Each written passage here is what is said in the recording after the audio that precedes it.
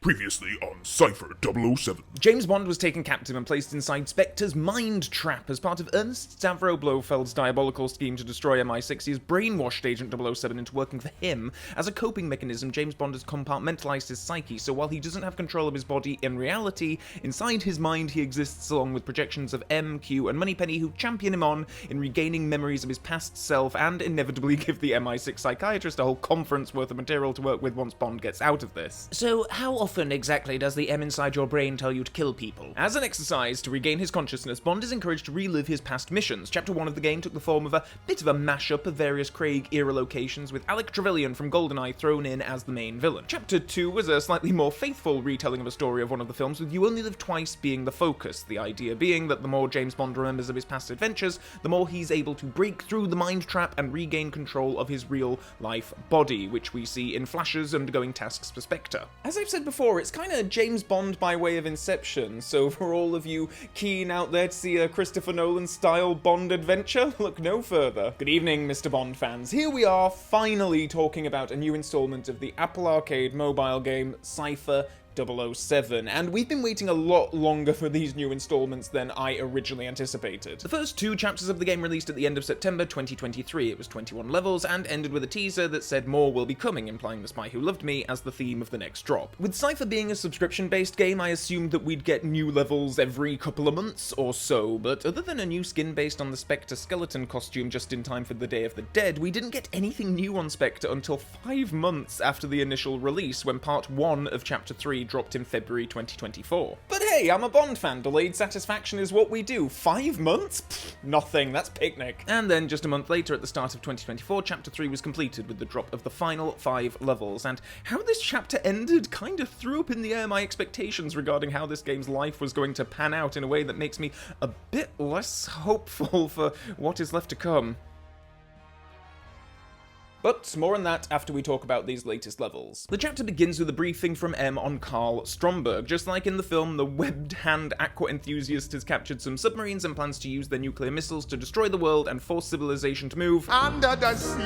Bond must team up with a Russian agent, Anya Amasova, and I like how in this opening briefing Bond is aware that he's retreading steps from an earlier time. He's like, yeah, hopefully she won't want to kill me this time. It's like, well, James, this is all in your head and you seem to be aware of that, so why don't you just forget about the fact that you killed her boyfriend and then she'll have no reason to hate you. Anyway, the chapter picks up with Bond in Cairo, where the agent heads to the home of a Mr. Feckish to investigate clues potentially leading back to Stromberg. Sandor and his men arrive and it's much the same gameplay drill as before. You're sneaking around the environments, gathering intel, avoiding enemies, taking down enemies. This is Cypher though, so to limit the amount of violence in the game, even when you shoot at bad guys, you're merely stunning them to sleep, like James Bond is some kind of living night owl. The level takes you onto the rooftops, pursuing Sandor, just like in the film, which is really cool, and I had lots of fun dodging the snipers in this part of the level and so on, and there is of course a confrontation with Sandor. He's kind of like a mini boss here, but again, because no one dies in Cypher, I guess, rather than recreate the ultra cool moment from the film where Bond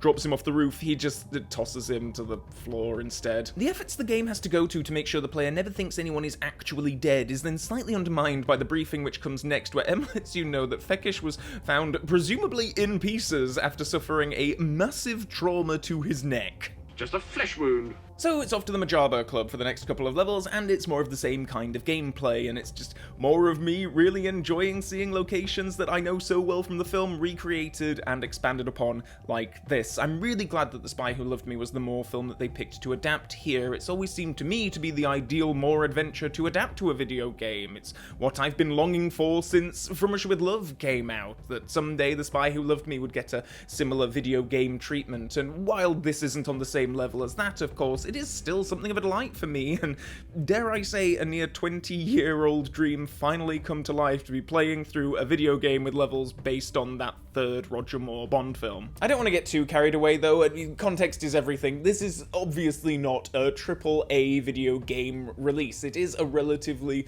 small-scale thing, but I still feel like there is an awful lot here for a Bond fan to delight in and get giddy about, and so far, Chapter 3 is on par with the previous chapters of the game for me. Bond Bond eventually meets with Max Calber and Anya, and we get some dialogue recreated from the film, including Anya alluding to Bond's deceased wife, which I thought was an interesting choice to keep in, and kind of got my hopes up that we might be getting a Majesty's recreation in a future chapter. But also, just like in the film, Calber is knocked out by Jaws, because if there's one thing that giant metal teeth are good for, it's knocking people unconscious. Bond and Anya pursue the villain and end up at the Temple of Karnak, and now with Anya in tow, you must find Jaws somewhere in the ruins. Anya has her own health bar, so obviously there is an element to this level of protecting her, but she is armed and doesn't seem to have as low ammo reserves as you, so to be honest, it'd be more beneficial if she just kind of led the charge, but we'll get onto my ammo issue in a bit, because the first half of the chapter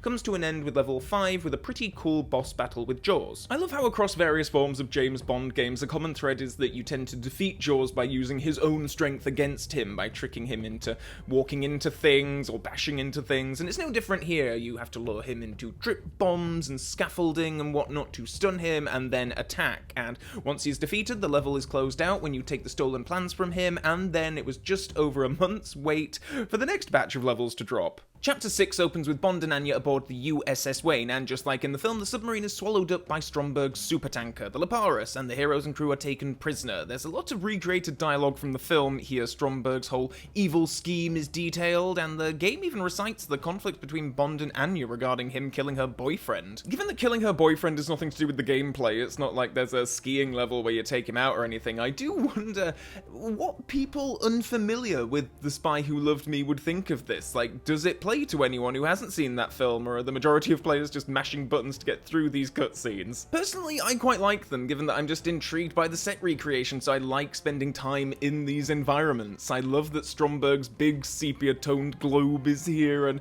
I love how to see how they represent characters in such a way that negates the need to pay for the actors' exact likenesses. Once the gameplay begins, it's a lot of similar stuff to what you had to do in the You Live Twice chapter, which is apt given how much of The Spy Who Loved Me plays to similar beats as that previous film. Level 6 is all about evading guards and retrieving your gear from the armory before heading over to free the captured submarine crews. Again, just love the little details captured from the film and props and sets. It's all really nicely recreated, including the monorail, which I had an awful lot of fun with. It's great to lure guards over with the cue ball gadget and then see them get taken out by passing monorail cars. Level 7 recreates the gigantic battle scene from the film as Bond and the freed seamen storm their way through Stromberg's crew. Cypher is a primarily stealth rewarding game. The most points you can get from how you deal with enemies at the end of levels is just if you don't interact with them at all and leave them completely unaware of your presence. But I like it when the game breaks that up by having these more action-packed levels, similar how to in Chapter 2 you had to storm through the volcano base with a team of ninjas. The main problem when it comes to this kind of shootout action in the game, though, is that I found there to be a real lack of ammo and firearms options, which meant that sometimes I was happy to be killed and restart, because at least it would mean that my ammo would be replenished. You can unlock upgrades to your weapons, which increase the ammo capacity, but it's still like, I mean, it's 8 bullets, which is very little when you're charging into a gaggle of enemies like this, some of which take 3 shots to take out, so I often find myself out of bullets. Which is a shame, because then I'm just kind of milling about waiting for the NPCs to take out a bad guy that might drop a new weapon or some ammo or something. If you come across these remote Q branch stations that are dotted around levels, you're just going into them and coming out replenishes your ammo, but these can be few and far between, which is a real shame for levels like this, where I really want to embrace something a bit pacier and more full of carnage. Anyway, I love the bit where you have to sneak up to the control room, blast doors, place a bomb there to create an opening, and then they do the whole retargeting missiles thing from the film so that Stromberg's subs take each other out, and then it's off to Atlantis itself for level 8. The opening cutscene shows off the scale of the base, with Bond approaching via jet ski, and just as an aside, I am slightly disappointed that this chapter of the game doesn't include a vehicle-based level like Chapter 2 did with Little Nelly. That was so cool and so much fun, and all of the weapons that they recreated from the film were a real blast to play with. While I suspected a full-on Lotus Esprit recreation would be a bit too ambitious to hope hope for with this chapter. I did wonder if we'd get a level just even as simple as controlling this jet ski around, maybe dodging some of Stromberg's henchmen sent to intercept you, or something like that. But no, it's straight on to Atlantis to save the captured Anya from Stromberg. At the risk of sounding like a broken record at this point, I just, I love and adore exploring this environment. Atlantis is one of the very best villain bases of the whole series, and I can't get enough of this particular recreation of it. The level ends with a confrontation with Stromberg, where Bond's Q specs reveal the villain's massive gun under the table. At least I hope that's a gun. Props to the developers for going to the effort of giving Stromberg webbed hands for this close-up. Points deducted for the fact that I think they forgot to put in the background for this shot, which is kind of weird.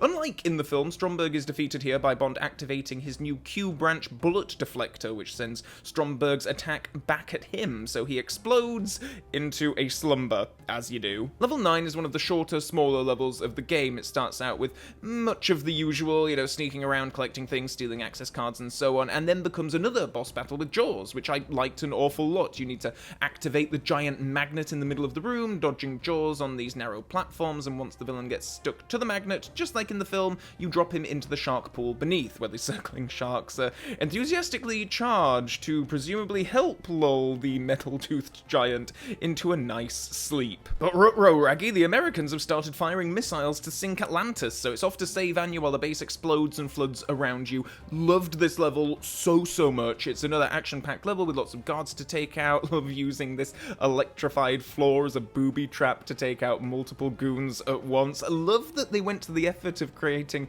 this room from Atlantis, despite it only being used for this short cutscene with Anya, which rather quickly establishes that she's letting bygones be bygones regarding the whole dead boyfriend thing, and the pair wade their way to the escape pod, and that's it. End of chapter 3. Sadly, we don't have a recreation of Bond and Anya necking in a suede-lined escape pod, but rather the end-of-level cutscene shows James Bond's actual body meeting with Severina Morse, the Spectre agent working with Bond in reality. Morse has her whole body scanned by some device while talking about how the Cypher test is in 48 hours, and before then, Bond must upload that scan to the US Space Command under the name of Elizabeth Winters. Bond apparently doesn't have access, but Moneypenny does, so it's kind of alluding to the idea that Bond will need to use Moneypenny in order to achieve Spectre's goal. Severina struts off while we delve back into James Bond's mind, where his projections of M, Q, and Moneypenny are suddenly all really congratulatory. Bond is all like, oh, my memories, it's all coming back to me, the good, the bad, all of it.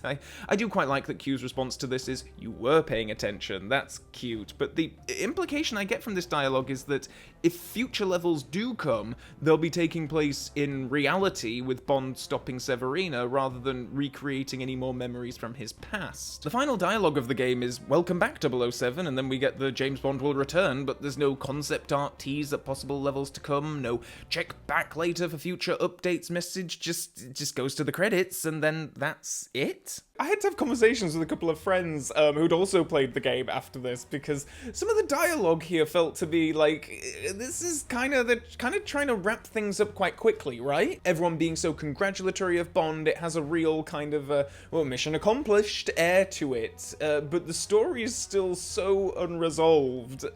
I don't know, am I reading too much into this? I'm glad I talked it through with a couple of friends, because they did come away with the same impression as I did. One friend used a phrase that I thought was very helpful when he said that there was just a sense of finality about this ending, which I agree with, and the lack of mention of future updates does lead me to wonder if this really is the end of Cypher 007 before it even really gets going. I was thinking the format of this game lent itself very well to many more future chapters recreating films from the series. I at least assumed that we'd get one from each of the Bond actors, like one level based on a film from each Bond actor. Then I was wondering if, alternatively, if Severina's mention of the US space program was a hint that the next chapter would be a Moonraker-based chapter, and then we'd have a complete adaptation of all of the Lewis Gilbert-directed Bond stories, but now I'm kind of left with the feeling that if we do get another chapter, it's going to be one that just kind of wraps up the whole Severina Blofeld Spectre story, and then I guess we'll be done. I'm definitely projecting here, just based on how I came away from the game. I sincerely hope that I'm wrong, because I'm really loving this game, and I just want more of it, but as I say, I can't help but feel like the chapter ended on a more of a, it kind of just had a vibe of dusting hands, well, that's that kind of of thing, rather than the just you wait for what's coming next vibe, which I assume that they would have gone for if there was truly more to come. I guess while we wait for any concrete news on the future, we have the hard and challenge modes to keep us occupied in the meantime. Completing these modes rewards you with cloth pieces, which you can then trade in for new attire. New clothes were added, including the 3-piece suit from Goldfinger and the Madagascar outfit from Casino Royale. These are really cool extras and fun things to work towards unlocking. I was pleased to see that levels now have 2 different challenge modes, which is a good excuse to revisit previous levels. Challenges range from having to complete levels undetected, without any weapons or gadgets as such, to collecting Spectre rings dotted around the environments. It's all good stuff. One of the best unlocks to work towards is the classic tux that you get for doing well at defeating Jaws in the Chapter 5 boss battle. I wish that more attire was unlockable this way, because collecting all the fabric needed for these things can be quite an arduous task, given some of the increased difficulty and lack of checkpoints in these challenge and hard modes. But then, hey, I guess it would be a misnomer if the modes were indeed anything other than challenging and hard. Cypher 007 continues to be some of the most fun I've had with a Bond game in an incredibly long time. The attention to detail is wonderful and very rewarding for a die-hard Bond fan. I feel like the game is really being crafted by people with a love and understanding for what Bond is all about, even with the limitations imposed regarding violence, the limitations of time and budget and so on. My hopes were initially high regarding the future of this property and where it could go, so I'm naturally on tenterhooks now regarding the game's future. Please do let me know in the comments below if you think I'm overreacting to this, but I suppose after going through such a period of 00 droughtness, I was slightly clinging to Cypher as something that seemed to be promising a semi-regular update of James Bond goodness that feels like it's being taken away, potentially, long before it's ever reached its full potential. But if this is indeed all we're getting, then, well, hey, I mean, I had a blast with it. I always think it's a bit of a shame when I see comments dismissing Cypher because it isn't the upcoming IO interactive game and because it isn't a AAA title, when I don't feel like Cypher has any illusions of grandeur or like it's trying to be anything other than what it is, which is a fun little time killer with some simple addictive mechanics and a respectful reverence for the films on which it's all based. You watch, I'll be proved wrong immediately. In a week after this video goes live, there'll be an announcement of like the next chapter based on Never Say Never Again coming soon. Let me know below if you're having as much fun with Cypher as I am. Also below you can click the subscribe button and Mrs. Bell notification buttons if you haven't already to stay up to date on future video uploads. And with that being said, until next time, Bond fans, so long for now.